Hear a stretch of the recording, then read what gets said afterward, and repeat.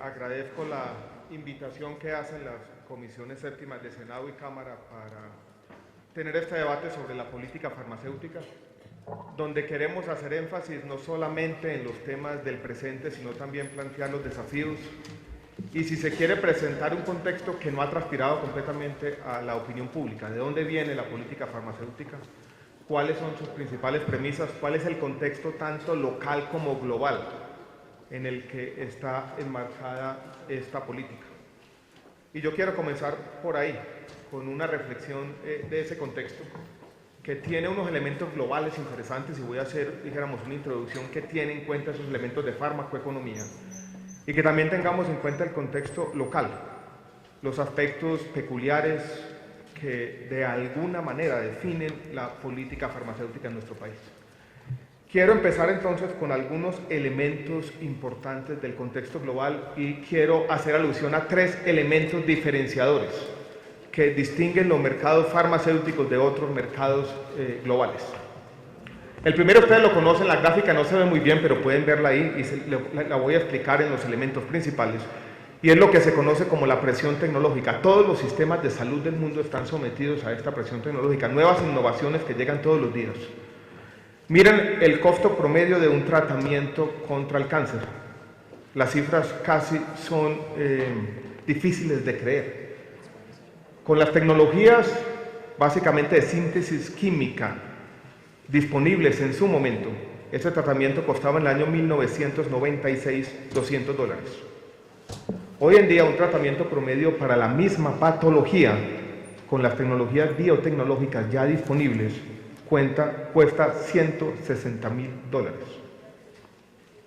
Esos recursos en general son asumidos no por el gasto de bolsillo de los ciudadanos, sino por los sistemas de salud. Y por lo tanto esta presión tecnológica constituye, no solo en Colombia, sino en todos los países del mundo, una amenaza para la sostenibilidad de los sistemas de salud. Y esta presión tecnológica hay que entenderla a la luz de otra característica de estos mercados farmacéuticos globales, que uno podría denominarla como cierta divergencia o divorcio entre valor y precio. Todos ustedes tienen un teléfono celular en el bolsillo. Ese teléfono celular hace muchas más cosas de las que hacía uno hace 10 o 15 años, o incluso 5 años, y cuesta una fracción del precio. En los mercados farmacéuticos globales, paradójicamente, tenemos esa divergencia entre valor y precio. Innovaciones marginales que no aportan mucho en términos de sobrevida, por ejemplo, pero que llevan a un aumento en los precios de los medicamentos de 10, 20, 30 veces.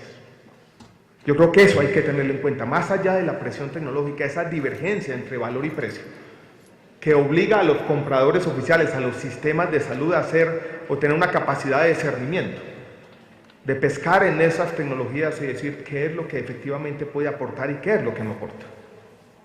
Pero eso es una realidad global de los mercados farmacéuticos, bien estudiada, catalogada, documentada una y otra vez. Además, uno podría introducir un tercer elemento, sin ánimo de ser exhaustivo, pero uno podría decir que también vivimos en medio de una crisis de la evidencia. Crisis de la evidencia porque, como se ha documentado muchas veces, la investigación muchas veces está manipulada por intereses comerciales. Y quienes escriben los artículos muchas veces son las compañías farmacéuticas que consiguen quien se lo firme, un científico que de alguna manera le entrega su prestigio a lo que en el fondo es una estrategia comercial de mercadeo. Y uno podía también, ya metiéndose en otras honduras, decir lo siguiente. Incluso hace algunos días tenía una conversación con los funcionarios del Ministerio de Salud y les planteaba la siguiente paradoja. Yo, que he sido un lector más o menos voraz de divulgación científica por mucho tiempo. La explosión precámbrica se da por allá hace 500 millones de años, cuando la vida multicelular en este planeta comienza a sofisticarse. El conocimiento de los mecanismos multicelulares del ser humano, uno podría decir que solamente comienza a darse en serio en el año 1953, cuando el famoso paper de Crick y Watson descubre cuáles son los mecanismos de reproducción del ADN.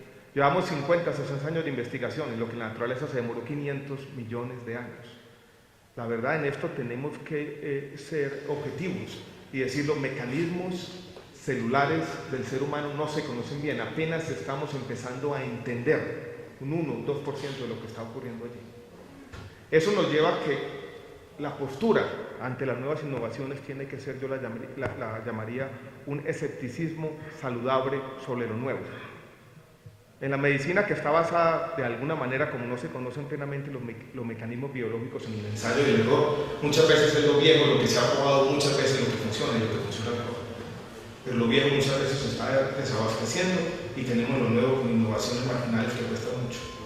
Entonces, este no es un escenario fácil, dijéramos globalmente, para ningún sistema de salud, y quiero volver sobre los 3 puntos especiales.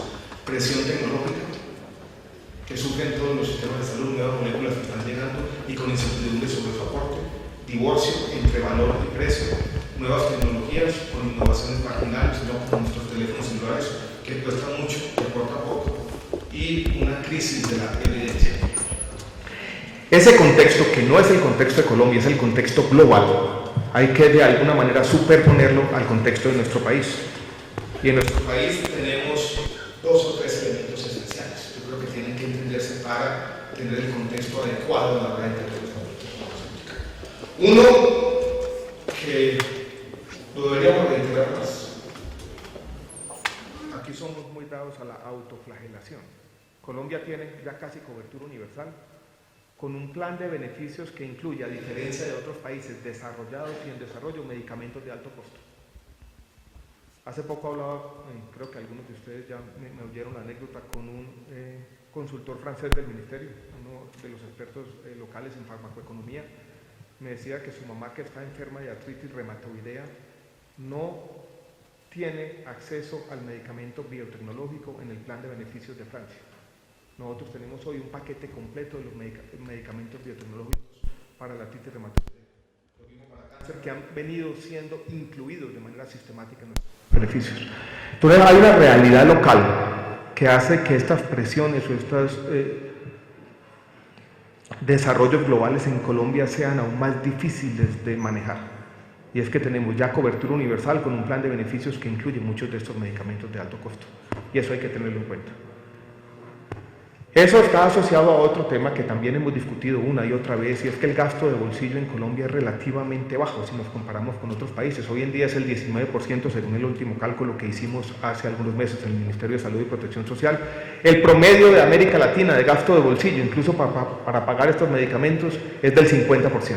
Colombia 19%, América Latina en promedio 50%. Nos gusta mucho a veces encomiar, por ejemplo, el sistema de salud de Costa Rica. El sistema de salud de Costa Rica, el gasto de bolsillo supera el 50%. En Brasil está cercano al 50%. Eso también hay que tenerlo en cuenta. Eso significa que vamos a pagar de manera mancomunada como sociedad por estos medicamentos de alto costo, y cualquier decisión que se tome al respecto tiene que ver de manera con la sostenibilidad de nuestro sistema de salud. A esas dos realidades, a la de cobertura universal con bajo costo de bolsillo y medicamentos de alto costo incluidos en los planes de beneficio, hay que sumarle una realidad institucional, no del presente, sino del futuro, y es la ley estatutaria de salud, que nos va a obligar a tener un plan más implícito que explícito y nos puede volver más vulnerable a la presión tecnológica y a estas fuerzas globales que traté de describir someramente hace un minuto. Lo voy a enfatizar más adelante, pero muchas veces se nos ha preguntado por qué Colombia quiere estar a la vanguardia de la innovación en estos temas de política de biosimilares, por ejemplo. Y lo que decimos es porque Colombia, a diferencia de otros países del mundo desarrollado y en desarrollo, tiene un plan de beneficios que incluye esos medicamentos, tiene bajo costo de bolsillo y en el fondo estamos pagando esos medicamentos con los recursos del sistema de salud. No tenemos alternativa distinta a ser innovadores y pioneros en este tipo de políticas. Dado eso, dijéramos estos dos contextos, yo creo que es bueno que tengamos en cuenta entonces el marco para la política farmacéutica. Una realidad global compleja y una realidad local también difícil. Que uno podría sumarle a la realidad local otro tema, que una discusión que a veces es difícil de dar, y yo lo llamaría una realidad que desborda incluso nuestra normativa, tiene que ver más con una institución informal que con una institución formal, y es la baja disponibilidad a pagar de los colombianos en temas de salud. Es una realidad sociológica con la que tenemos que lidiar. La gente no quiere pagar un peso por el tema de salud, el empoderamiento que ha traído consigo el aseguramiento, el desarrollo incluso constitucional del derecho fundamental a la salud ha llevado a esa realidad sociológica adicional. Me acuerdo que la excongresista Marta Ramírez me decía de manera casi paradójica alguna vez, y la anécdota es interesante, yo creo que doctor Víctor usted estaba ahí esa vez, que los colombianos se dan cuenta que la salud vale o que tienen que pagar algún peso cuando llevan la mascota al veterinario. Esa realidad sociológica la tenemos que tener en cuenta y dijéramos eso. Difícil, porque todo lo estamos pagando de manera mancomunada con los sistemas de salud. Es en ese contexto entonces que tenemos la política farmacéutica, que tiene varios elementos. No voy a leer, dijéramos, los 10 elementos, están en un COMPES, pero quiero hacer énfasis en 3 o 4 de ellos. Uno importante tiene que ver con la regulación de precios de medicamentos, que incluye tanto los medicamentos que paga el FOSIGA, aquellos que no están incluidos en el plan de beneficios, como los medicamentos incluidos en el POS. Y les voy a explicar de manera somera cómo ha ido evolucionando la política en ese sentido, de regulación de precios de medicamentos, qué fue lo que se hizo y por qué se hizo lo que se hizo. También vamos a definir un poco o hablar un poco del nuevo decreto de biosimilares, que ya tiene números, el decreto 1782 de 2014, cómo ese decreto no sustituye, sino que complementa la política de regulación de precios de medicamentos, pero esas dos cosas no son suficientes. Cualquier política farmacéutica tiene que sumarle a la política de precios y competencia, política de uso racional de medicamentos, porque muchas veces no hacemos un uso racional de los medicamentos, y tenemos que sumarle también una política de transparencia, y si se quiere, como muchas veces lo viejo que funciona se está yendo del mercado, una política que lidie con otro problema superpuesto a estos problemas, que es el desabastecimiento de ciertos medicamentos esenciales. Y esos son los 5 puntos que quiero tratar. Lo que estamos haciendo en términos de regulación de precios, de competencia, sobre todo en el mercado de biotecnológicos, y lo que estamos comenzando a hacer, porque esta todavía es una política incipiente, en términos de transparencia, de uso racional, y lo que vamos a hacer también para garantizar el abastecimiento pleno de los medicamentos esenciales. Empiezo entonces con la política, dijéramos, de regulación de precios. La política de regulación de precios tuvo un primer desarrollo, que muchos de ustedes conocen bien, y estuvo concentrada o circunscrita a aquellos medicamentos, muchos de ellos medicamentos de alto costo que estaban por fuera del plan de beneficios y que vía comité técnicos científicos o vía tutelas se recobraban al FOSIGA. Colombia, por muchas razones, uno puede verlo como un vacío regulatorio, cuando comienza a crecer el NOPOS, que pasa de 200.000 millones en el año 2006-2007 a más de 2 billones de pesos en el año 2010, y ese NOPOS, ese crecimiento acelerado, estuvo concentrado en más de 80% en medicamentos. Entonces lo que tuvimos fue un gasto público de 2 billones de pesos pagado directamente por el FOSIGA. ¿Cómo pagaba el FOSIGA? Simplemente aquí estaba la factura de medicamentos. ¿A qué precio pagaba el FOSIGA los medicamentos, en particular estos medicamentos de alto costo? Al precio que le cobraran. El FOSIGA, al precio que le cobraran, cualquier precio. El FOSIGA se convirtió en un pagador poco inteligente, casi ciego. Simplemente pedía información sobre que efectivamente se hubiera usado el medicamento. A veces no me gusta meterme en estas honduras, pero ese pagador ciego, poco inteligente, sin capacidad de discernimiento, comenzó a abrir los apetitos de mucha gente, se alinearon los incentivos de manera perversa, mucha gente vio allí una gran oportunidad de negocios y tuvimos una fiesta, tuvimos, dijéramos, excesos de mucha gente. Yo no quiero hacer aquí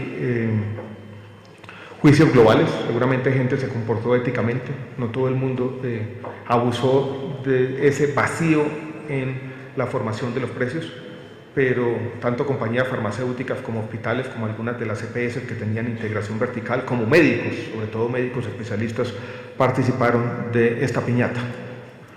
Eso llevó a tensiones financieras importantes en el sistema de salud, y uno podría decir que incluso 3 o 4 años después, algunos de los problemas financieros que estamos viviendo en el sistema de salud y que no desaparecen, vienen de allí. ¿Qué fue lo primero que se hizo? La primera política que trató de establecer una cosa que llamaba valores máximos de recobro, y es mirar en esa heterogeneidad de los medicamentos que le cobraban al FOSIGA, porque algunos se los cobraba muy alto, el mismo medicamento lo cobraba más abajo. Es decir, de toda esa varianza yo me voy a coger por aquí, y estos que me estaban cobrando tanto yo no voy a pagar a ese precio. Y de esa manera se controlaron inicialmente 136 principios activos, más de 11.000 referencias de medicamentos. Se redujeron en promedio 28% los precios para un ahorro anual de 660.000 millones de pesos. Esta fue la primera parte de la política, dijéramos, de regulación de precios, muy enfocada a esos precios a esos medicamentos, que se recobraban al FOSIGA. De allí estaban por fuera los medicamentos que estaban incluidos en los planes de beneficios, y miren que la referenciación de precios se hacía contra precios que se habían cobrado al interior, no teníamos ninguna referenciación global. En ese momento muchos observadores de la vida nacional empezaron a levantar la mano y a decir de manera reiterada, sistemática, por qué Colombia está pagando precios tan altos. La explicación global es fácil de decirla, en términos de economista, se habían dado cuenta que teníamos una elasticidad precio de la demanda muy baja. Esto es que estábamos dispuestos a pagar por cualquier cosa independientemente del precio. En términos coloquiales, muchas veces se cobra según el marrano. Y nosotros estábamos pagando en el FOSIGA esos medicamentos a cualquier precio.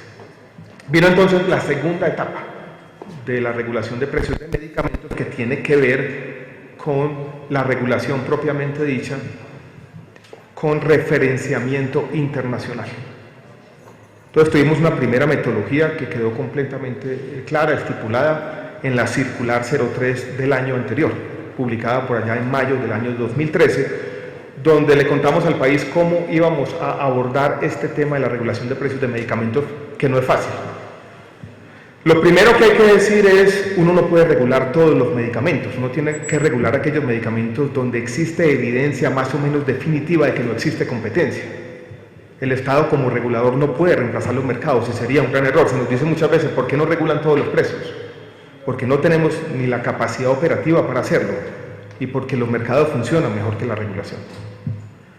Entonces la primera decisión que se toma es, vamos a regular aquellos mercados monopólicos y aquellos mercados donde existe una concentración muy grande, medida como se mide, generalmente con estos índices de concentración, en general utilizando el índice que se utiliza en este tipo de análisis internacionalmente, que se llama el índice de Herfindahl-Hirschman. Se le pone un valor y se dice, si existe tanta concentración, el valor es de 2.500, pues controlamos ese mercado. Entonces primero se controlan los mercados monopólicos, donde hay patentes y no hay competencia, y segundo, algunos mercados donde sí existe competencia, pero por alguna razón, y las razones pueden ser de diversa naturaleza, hay poca competencia. Después, el paso siguiente es cómo vamos a regular y qué precio se va a escoger. En los mercados monopólicos esto funciona muy bien, uno simplemente va y hace comparaciones internacionales. Identificamos unas fuentes más o menos oficiales, un grupo, un conjunto de países de referencia, y comparamos el precio que estaba en Colombia con ese precio para un conjunto de países de referencia. En la regulación de precios de medicamentos que hoy tiene el país, estipulada en esa circular 03 del año pasado, se escogen 17 países de referencia, que son en esencia países europeos, algunos países latinoamericanos, está Australia, está Canadá, y en esencia son esos. ¿Qué hacemos? Observamos el precio para ese medicamento, puede ser un medicamento monopólico de marca. En esos 17 países construimos la distribución y decimos el precio de Colombia tiene que estar ubicado por debajo del percentil 25, que eso significa para aquellos medicamentos para los cuales tenemos información de los 17 países de referencia que el precio de Colombia no puede ser más alto que el cuarto o quinto país con el precio más barato de los medicamentos. ¿Alguien podría decir por qué no escogen el precio más barato de todos? Eso nos podría, dijéramos, tener problemas de desabastecimiento, nos podría llevar que cuando tenemos incertidumbre con respecto a la información de los precios podemos cometer errores y estamos simplemente siguiendo una buena práctica internacional. Entonces, así funciona hoy en día la metodología de precios de medicamentos en el país. Nos vamos, miramos dónde no existe competencia y hacemos la referenciación. Hemos regulado 864 medicamentos, 585 de ellos están en el POS, 279 son medicamentos recobrados, para una reducción promedio en los precios de 42% y un ahorro anual para el sistema de salud de 500.000 millones de pesos. Este ahorro de 500.000 millones de pesos subsume no completamente, pero una parte del ahorro de 600.000 millones de pesos que habíamos obtenido con los valores máximos de recobro, que fue la primera parte de esta regulación. Yo creo que vale la pena también traer a cuento este punto que es importante. Si no hubiéramos tenido este ahorro, que ya incorporamos en los precios que hacen parte del cálculo de la unidad de pago por capitación, si no hubiéramos tenido este ahorro de 500.000 millones de pesos, habría sido imposible ampliar el plan de beneficios como se hizo a finales del año pasado. Entonces, los ahorros, que son en parte ahorros del sistema, y ya voy a volver en este punto, se traducen en mayores beneficios para la gente, dada la ampliación de los planes de beneficios. No es que nosotros simplemente le estemos haciendo la tarea al ministro de Hacienda ahorrando plata para el sistema. No es que estamos garantizando la sostenibilidad del sistema y a su vez estamos permitiendo la ampliación de los planes de beneficio. Si siguiéramos pagando los precios que estábamos pagando previamente, no habríamos tenido estos ahorros y no habríamos podido, por ende, incorporar esos medicamentos al plan de beneficios. Hay una evidencia que hemos compartido en otras instancias que muestra cómo cuando se incorporan los medicamentos al plan de beneficios se democratiza su uso.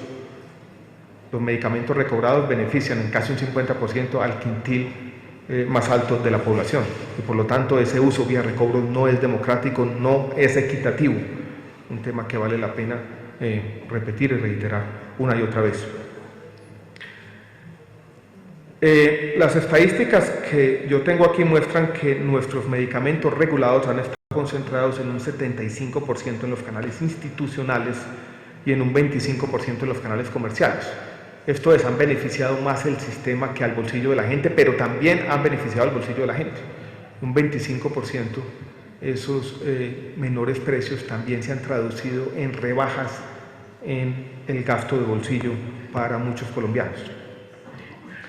Ahora en el mes de octubre vamos a hacer unos pequeños ajustes metodológicos a la circular 03 del año pasado y vamos a incluir una nueva lista de medicamentos controlados y vamos a hacer también un pequeño cálculo de ajuste a los precios de referenciación internacional teniendo en cuenta, por ejemplo, el cambio cabe la redundancia, la tasa de cambio durante el periodo comprendido entre los primeros cambios que se hicieron y estos que vamos a hacer ahora.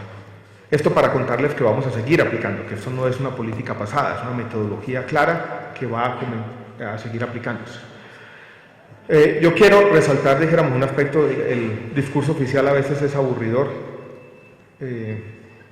pero yo creo que hay tres elementos importantes de esta política que vale tener en cuenta. Primero, la transparencia, una metodología clara que se presentó a todos los agentes interesados o afectados, dijéramoslo de esa manera.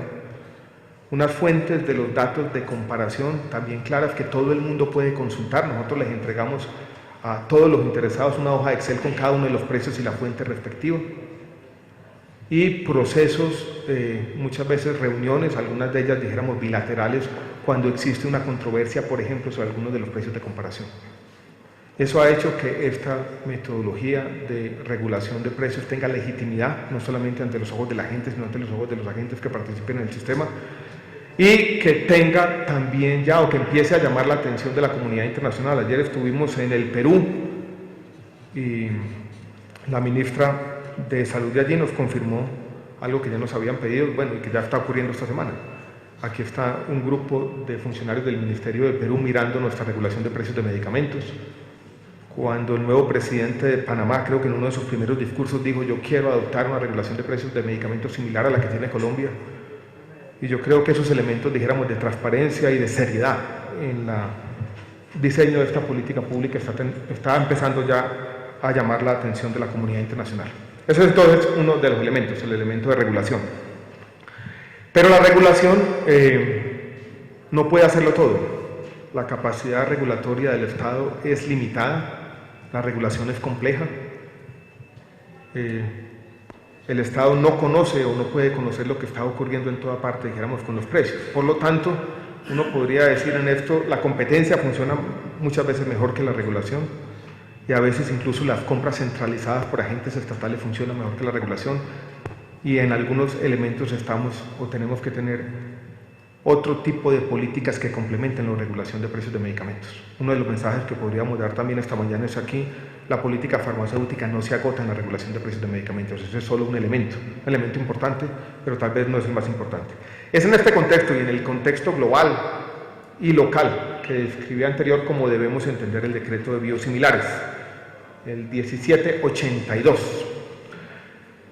El gasto farmacéutico en biotecnológicos en el país hoy en día está cercano a los 2 billones de pesos. El 90% de esos 2 billones de pesos son cubiertos por el Estado, esto es, por el Sistema General de Seguridad Social en Salud y por otros, dijéramos, de los sistemas.